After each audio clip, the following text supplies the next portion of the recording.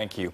Emergency managers understand you may have a case of so-called storm fatigue setting in, but they stress it's important you stay vigilant through this weekend's rain and wind. KTVU's Jenna Kasiyama joining us now live in Oakland after speaking with people coping with lingering effects of days of storms. Jenna.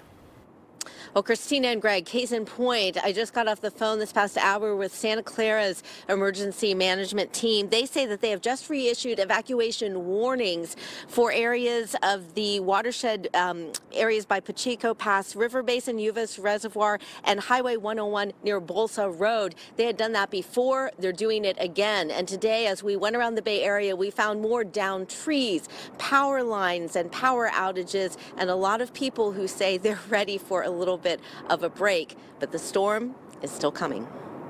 It's become such a familiar sight. Power trucks parked along Bay Area streets. And on Friday, this was in Pacifica, where tree limbs tangled with a power line causing an outage.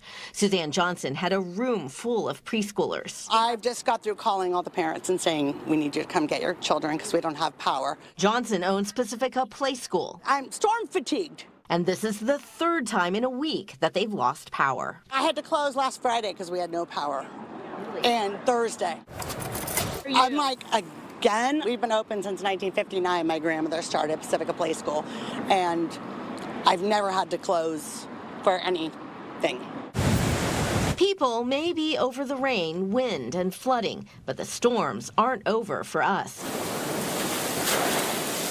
High winds could bring higher waves at Pacifica Pier this weekend, with more rain and possible wind gusts up to 50 miles an hour. It's wet. I try and stay on that side of the road so I don't get wet. The waves, yeah, it's pretty wild out there. Many residents tired of the relentless storms say they're ready for a break. I do landscape construction management, so it's been difficult in that world.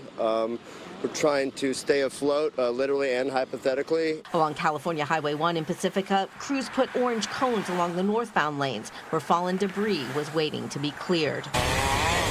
And in Orinda, a tree fell over the road and onto a power line on Dos Encinas Road. A tree came down on a power line, which took power out on the whole street, but the line was live, so we weren't allowed to walk by.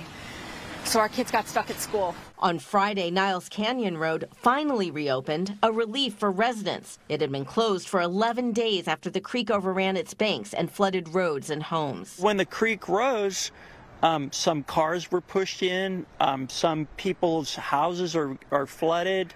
We have a lot of damage up there, but we're glad to have it open. Officials have a reminder, stay vigilant, because we're not in the clear yet. Turn your headlights on.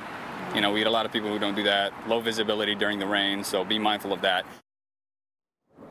And one thing to remember is that after these weeks of the storms, the roads, the rivers, and the hillsides are all in worse condition than they were when the storm started off. So again, officials are saying be vigilant. If you can, stay off the roads this weekend. Yeah, the ground's so saturated. All right, Jenna Kasiyama live for us tonight. Jenna, thank you.